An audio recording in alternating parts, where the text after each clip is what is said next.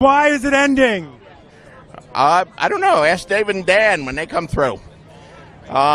We could have gone to 11, 12, 13 seasons, but I guess they wanted a life. So you wanted it to keep going. Well, if you've read my novels, you know there was enough material for more seasons. They made certain cuts, but that's fine. We have 5 other shows, 5 prequels in development that are based on other periods in the history of Westeros. Some of them just 100 years before Game of Thrones, some of them 5,000 years before Game of Thrones. So we are coming up on the 5-year anniversary of the finale of Game of Thrones. Now this doesn't really feel like a birthday, it's more of like when a loved one dies. You remember the date that they died because it's meaningful, but there's still millions of people who are still talking about the final season. And the Game of Thrones has actually exploded in popularity on TikTok this past year, and there's millions of fans on TikTok that defend the final season and have a totally different outlook on season 8 than we do, which we will talk about later on. And now 5 years later, we also have House of the Dragon, which completely saved this HBO franchise and is trying hard to fix the ending of Game of Thrones. But there is one thing I want to talk about more than anything, which not only explains the failure of the final season, but also makes it a lot more watchable. This video isn't me trying to convince you that Game of Thrones Season 8 is a masterpiece, but on September 29 of 2020, a behind the scenes book came out on the production of the Game of Thrones TV show, and I really want to dive in that because it gives us a lot about what George, HBO, and the TV show writers were doing. But I have to warn you, this book and this video are going to have some spoilers for the upcoming books, The Winds of Winter and A Dream of Spring, which George is currently writing, or at least he says he's writing. By the time George releases the final book, I wouldn't be surprised if GTA 13 comes out. But let's start off from the beginning.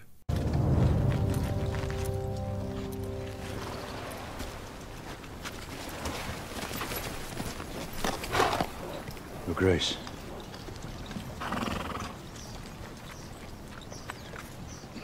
You got fat.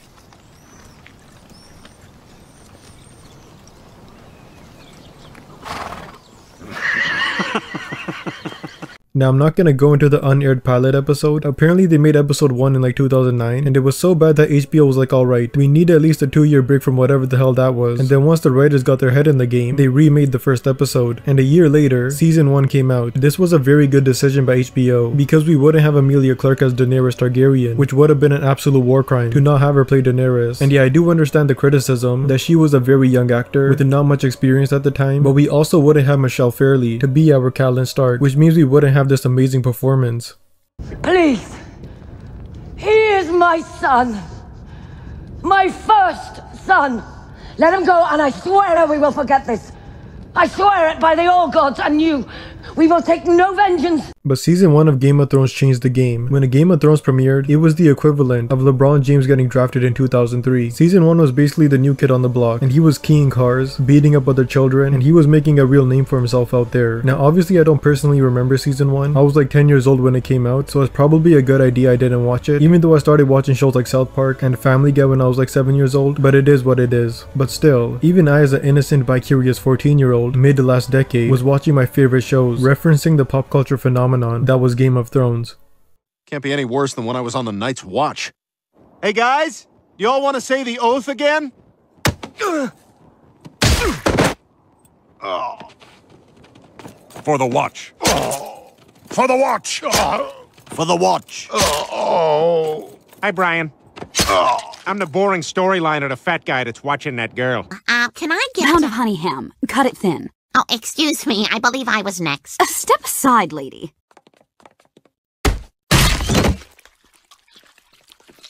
I started watching Game of Thrones. Yes, Paladin Butters. Are you enjoying it? Well, it's pretty good, I guess. But have you ever noticed that almost every time they show a guy's wiener, that guy's character is gay?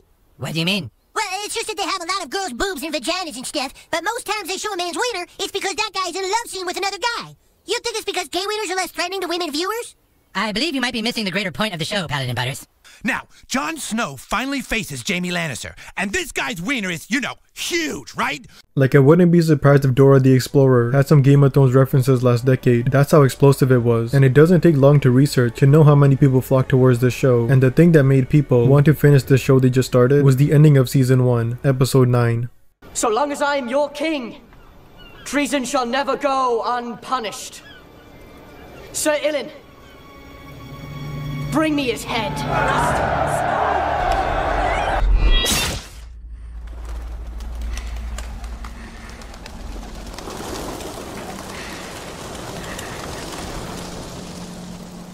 Ned Stark's death is more traumatizing than finding out your parents were siblings this whole time. It really hooked everyone. If Viserys' death didn't grab your attention, if Robert's didn't get your attention, and if Khal Drogo's didn't get your attention, the death of the main character, the honorable Ned Stark, that for sure grabbed you and glued you to the screen. And the death of Ned was so perfect that only really one crazy old man could write something as dark, tragic, and as in-depth as this.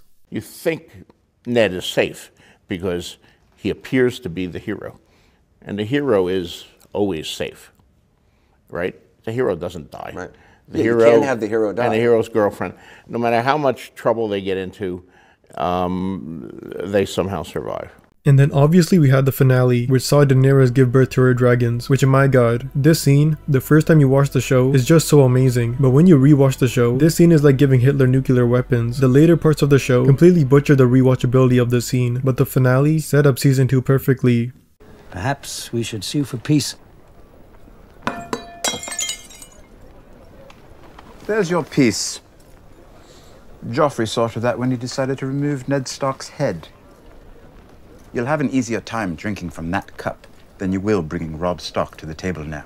Season 1 is almost identical to the first book. There are some differences in Season 1 versus Book 1, like Jaime never had this talk with Tywin, and believe it or not, this amazing scene where Robert and Cersei are talking to each other, and they mention Lyanna, and they talk about how their marriage has been, this scene isn't in the books, which is crazy to say, because this scene is a masterpiece, literal perfection. It does such a great job of showing who Robert is to his core, and how Cersei is really good at getting information out, and even getting some closure. This scene is even more powerful when you find out that Cersei kills Robert not too long after, but Season 1 was fantastic, and then Season 2 started. Season 2 had a bigger budget, but most of the money went to the pay raise of the actors. I'm sure some of them took pay cuts, but most of the major actors said fuck yeah we ball. But Season 2 was everything that Season 1 was, but on 70 grams of steroids injected straight to the vein.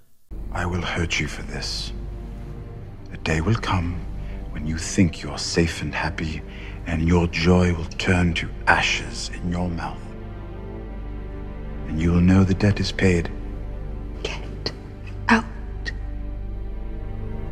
Season 2 is based on the second book, A Clash of Kings. We see Stannis getting manipulated by the female Lightning McQueen. We see Renly being zesty as hell, and I gotta say, Renly is super underrated. He brings out the best parts of the witty tone of the books. He's the Lord's chosen, born amidst salt and smoke. Born amidst salt and smoke? Is he a ham? That's twice I've warned you.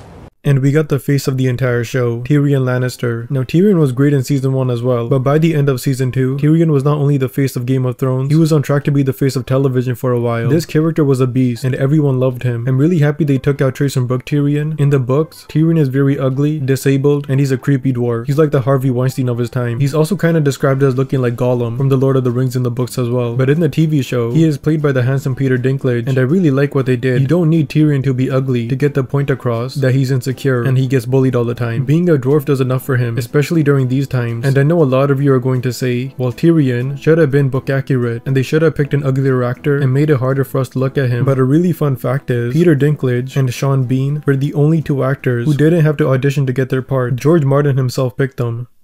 But when David and Dan sat down, there were two roles. We knew that Sean Bean would be perfect for Ned Stark, and he was great. And for Tyrion, Peter Dinklage. That was the one role where we didn't audition anybody, we didn't read anybody. There are no tapes of other people reading Tyrion's roles that will ever surface anywhere, because we made no auditions. We just said we got to get Peter Dinklage, and we went out and made an offer to Peter Dinklage, and we persuaded him to take the role, and that's worked out well.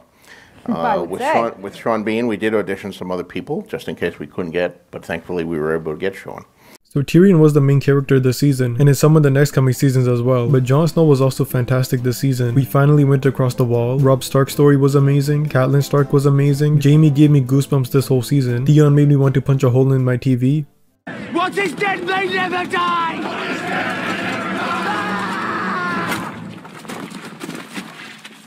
Cersei also made me go crazy. Bran was also amazing this season. Sansa and Shae were in my top 5 characters in Season 2, and it was great. However, in Season 2, Game of Thrones would make their first big mistake. The only character that was a pretty big letdown in Season 2 was Daenerys. She didn't really do much this season. She kind of just played hide and seek for like 8 episodes, and I understand why they did this, because Daenerys in the books is hardly in Book 2, but all of her chapters in Book 2 are very different from the TV show, especially the climax. The climax in Book 2 is Daenerys going into the magical house of the Undying and seeing the Red Wedding happening in the future. She even sees a blue flower, which is symbolic to Jon Snow and his real mom Lyanna, and Daenerys even sees her brother Rhaegar. But in the TV show, they gave her 2 really weird moments.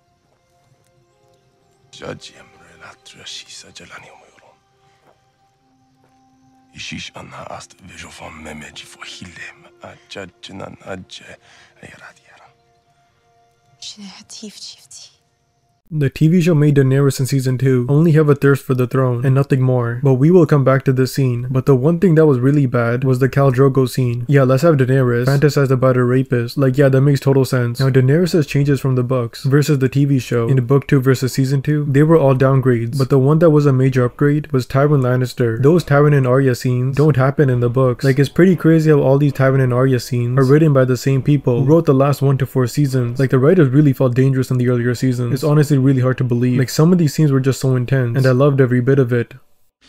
Girl, where are you from? Maidenpool, my lord. And who are the lords of Maidenpool? Remind me.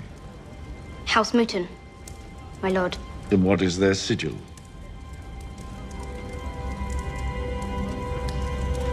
A red salmon. I think a Maidenpool girl would remember that. You're a northerner, aren't you? But then Season 3 started. Season 3 was really when Game of Thrones came to the forefront of pop culture. It really turned into the MCU of television, but for adults. Season 3 had Daenerys' story having a huge comeback. It had the Hound being a fan favorite character. It had Jon's incredible voyage with the wildlings. It had Jaime's redemption arc. And on top of all of that, it had the greatest scene in television history. What did you tell them? I didn't tell them anything. What did you do to them? Lots of things. And they seem to like these things? Yes, my lord. Of course they seem to like it. They're paid to seem to like it. Only they weren't paid. What are you saying? These ladies enjoyed him so much they gave him the time for free. Is that what you're telling us? Season 3 had it all. There were some differences from the books, but it was more of a pacing issue than anything. So the TV show writers just made the very smart decision to make Book 3, A Storm of Swords, into 2 seasons. So Book 3 starts with Season 3, but ends with Season 4. And it was absolutely the right decision to make. And we get some more funny moments, and more action, and more development that we don't get in the books. The only main difference between Book 3 and Season 3 was Tyrion's nose. In the books, Tyrion's nose is hanging off his last thread, but in the show, they unfortunately didn't get rid of it. Tyrion's nose is a good example. I mean, yeah, they didn't cut off his nose. I can write that, you know, yes, and they cut off his nose, and then I can make references in the subsequent books to him having half a nose or having a big scar and to how it itches and he scratches it. That's relatively easy for me to do. Actually, cutting off Peter Dinklage's nose was prohibited by the Actors Guild. So we were stuck with, well, if we wanted to do that, we would have to essentially put a piece of green screen, a little green kind of thing on the end of his nose that he would have to wear in all of his scenes, and then we could CGI every moment he appeared, you know, the nose scar, and that was just way too expensive. Yes. I mean, it's the practicalities of doing it again. Believe it or not, there are actually some characters in the show that George himself thinks are better than their book counterparts. Shae and Bronn are the ones he mentioned, and it makes sense because they're side characters who get a lot more screen time, but a character in the TV show that was 100 times better than they are in the books is Tywin Lannister. In the books, you only really see him a handful of times, and it's mainly from Tyrion's point of view, and he really hates Tyrion in the books as well, so you get a really disgusted feeling with him. But in the show, you get to see him talk to Olenna, Arya, and that deleted scene with Grand Maester Pycelle. Perhaps he had it right. Perhaps in the Black Cells you truly found your level. Oh, my lord, you cannot mean that. Stop it. Am I the only one to see through this performance? Is it possible that so many could be so stupid for so long? Huh? There are times when I have trouble believing it myself. And why do you bother? So many flowers, my lord, each wanting to grow the tallest, bloom the brightest. And one by one, sooner or later, they all get plucked. I don't want to be the tallest or the brightest. I only want to remain in the garden until my time comes to return to the dirt. Well, thank you for your poetic candor. But I still don't see why I should let you back on my council. The King's council, my lord. I could have you return to the dirt this afternoon if you like. And it's just great, but let's be honest, the Pod the Rod God scene was definitely the best scene in the entire show and this season, but let's not pretend, we don't know what the second best scene was this season, and it's one of the most iconic episodes of all time, The Reigns of Castamere, also known as The Red Wedding. The Red Wedding is one of the most hardest watches in television history. I would rather just watch the Family Guy scene where Meg and Chris are having sex in the closet than re-watch The Red Wedding, and when the episode ends, there is no music, just a black credit screen, straight out of black.com, and that's it. Truly heartbreaking. Even George himself couldn't bear this scene when he wrote it. The Red Wedding scene. The Red Wedding, yes. That was the, number one, that was the hardest scene I ever had to write. Well, how so? I knew it was going to happen, but I couldn't bring myself to write it. It occurs about 2/3 of the way through A Stone of Swords, not right at the end. So when I got to that chapter, I skipped over it, and I wrote all of the post-Red Wedding stuff. And then when the entire book was finished, I went back and wrote the Red Wedding and made myself do that. And then we have season 4. Season 4, in my opinion, and most Game of Thrones fans' opinions, is the greatest season of the show. And for a lot of people, the greatest season of television ever. It's another season where Tyrion is the protagonist, just like season 2 and arguably season 3, because even in season 3, Tyrion has the most amount of screen time. But this season was just banger after banger. The introduction to Oberyn, the Purple Wedding, Castle Black drama, big ass dragons, Tyrion's lore, Oberyn versus the Mountain, the battle against the wildlings, Ygritte's death, Arya leaving the Hound, Tywin's death, and in the middle, we also got the greatest scene in the entire show, and possibly all of TV and fiction. I wish I was the monster you think I am. I wish I had enough poison for the whole pack of you. I would gladly give my life to watch you all swallow it. Samarin! Samarin! My god, this season was just S tier, a season that is unbeatable. So many amazing moments. The chess game was at its apex this season, and I love it. Season 4 just gets you creaming, but this was the last season where George Martin did a lot of the behind the scenes work, and the last season where he actually wrote an episode. There are some things that are different. Joffrey's death in the books is very disturbing, but in the show he's just poisoned. The Hound and Arya have a longer journey when compared to the books, which I'm always down for, but this season was just fantastic. You remember that, Kay?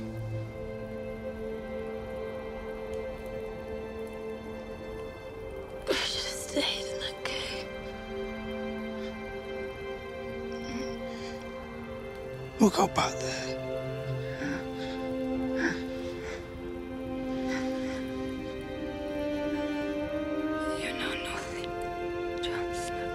But if you're a book reader, you would know that the last part of the season made his second unforgettable mistake, and that's with the fan favorite character himself, Tyrion Lannister. You remember how I said the trial is the best scene in the show? Well, in the books, Tyrion never leaves this mindset. He stays with his vengeance mindset forever, and one of the reasons is because of Jaime. Jaime tells Tyrion the truth that his first wife Tysha wasn't actually a whore he paid to talk to him, and she really did love him, and this never happened. Girl was a whore, you see. Jaime had arranged the whole thing. The road, the rapers, all of it. He thought it was time I had a woman. But in the show, Tyrion doesn't get this realization, and he just kills Tywin and moves along with his day. You shot me.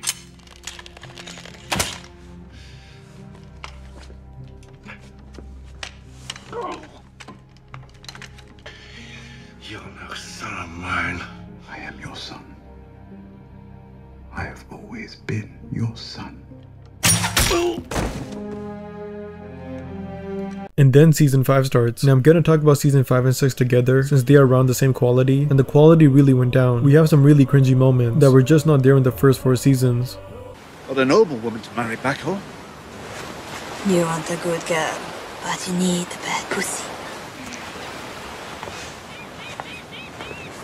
Whenever you're ready, my lord. Season 5 and Season 6 was D&D running out of source material, and they had to fill in the gaps they needed to fill. And instead of filling those gaps with the new characters from the books, like John Connington, Victarion Greyjoy, or Young Griff, they decided to combine storylines from the books and just give that to us. Now the question is, why did they do this? Well, in the behind the scenes book, we find out that George Martin gave David and Dan the ending of the books. George only gave them the ending of the major characters. They said they couldn't get to all the minor characters. Very early on, George with David and Dan talked about the ending of the books for 3 days in New Mexico while Season 3 was airing, and we do know that David and Dan wanted the TV show to end in 7 seasons, so they combined all the plot lines they could and took out really important characters so they could leave the show. Now, did you know Game of Thrones would be ending with this season, or did they call you and say, hey, let's have a chat? David and Dan have been saying for, like 5 years that 7 seasons was all they would go. And we got them to go to 8, but not any more than that. So, I had to custom that. There was a period like 5 years ago where they were saying 7 seasons and I was saying 10 seasons. And, they won.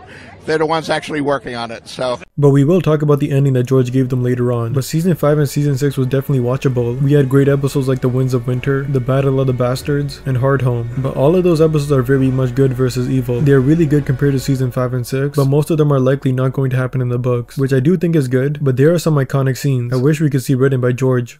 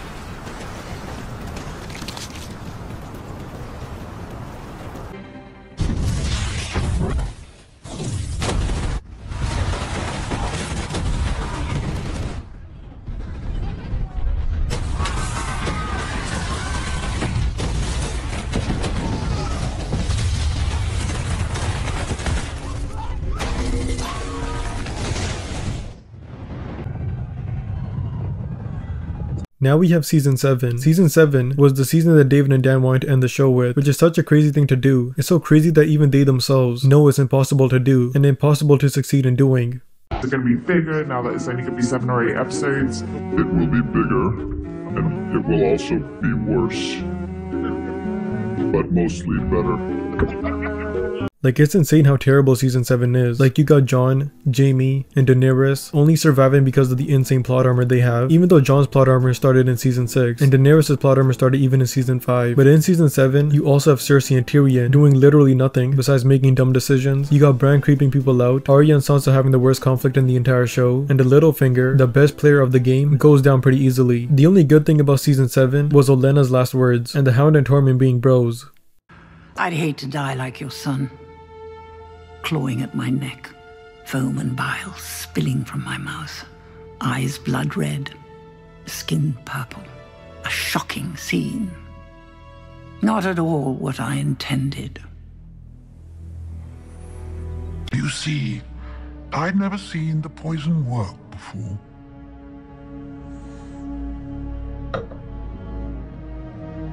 Tell Cersei. I wanted to know it was me. And it's crazy to say, but my favorite scene in Season 7 was literally from a dead couple, 20 years ago. My favorite scene was Rhaegar and Lyanna's wedding, because at least it felt like something that not only moves the plot forward, but is also adding lore to the world, and that's something that the writers just forgot to do, especially with Season 7 and 8. So let's just talk about it. Let's talk about Season 8. I'm glad the Heroes D&D at least did that much. Fucking heroes, the gods they are of writing. It's just bad, and I can't vent enough about Season 8. I still think the legacy of the show is a strong one, but man, has it been completely fucking tarnished in a certain sense. If you haven't seen the show, I'd recommend watching Seasons 1 through 4 and pretending that it ended there, and you may never get a conclusion unless they do like a Game of Thrones Brotherhood, Full Metal Alchemist style, and just redo from 4 onwards, taking it in the direction George wanted, because George had a vision. The vision was really well done for the most part until he stopped the books. So if he ever continues them and there's more Game of Thrones, hopefully it'll be better. But, fuck. It's bad. It's shit season. Sorry, Game of Thrones fans. See ya. Season 8 was basically Season 7 2.0, like literally, only 6 episodes, and it only had one decent episode, and that's episode 2. Only like 13-year-olds on TikTok actually enjoyed this season. Like this season had some cute moments, like Brienne getting knighted, and Arya talking to the Hound, but man, this season was a train wreck. The Night King dying in like an hour, Jon being a Targaryen meaning nothing, Arya killing the Night King, which didn't make any sense, Daenerys committing genocide for no reason, Cersei killing Missandei instead of just using her as protection, and of course, Jaime and Bran's ending. If not for yourself, if not for her, then for every one of the million people in that city, innocent or otherwise. To be honest, I never really cared much for them. Innocent or otherwise. There's nothing in the world more powerful than a good story. Nothing can stop it. No enemy can defeat it. And who has a better story than Bran the Broken? Just some sad stuff that I don't think anyone liked. There are some decent climax moments, I guess, like Jon killing Daenerys. It was somewhat satisfying since she committed genocide, and Tyrion throwing his hand and shutting up everyone was alright. It was cool seeing him finally do something again, instead of just being Daenerys' conscience, but almost every character was destroyed by their ending. And I say almost, because Theon's ending and Jorah's ending was actually pretty great, even though Jorah should have just let Daenerys die and he would have saved thousands of people, but whatever. And then there's also Brienne's ending, which was very in character for her.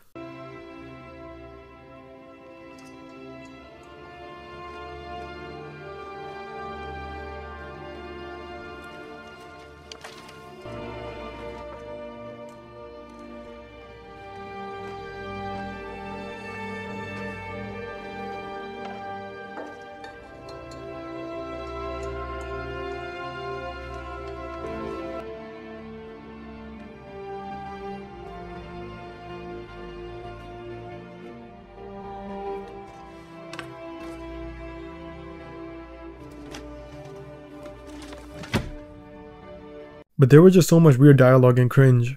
You'll always be a threat to her. And I know a killer when I see one.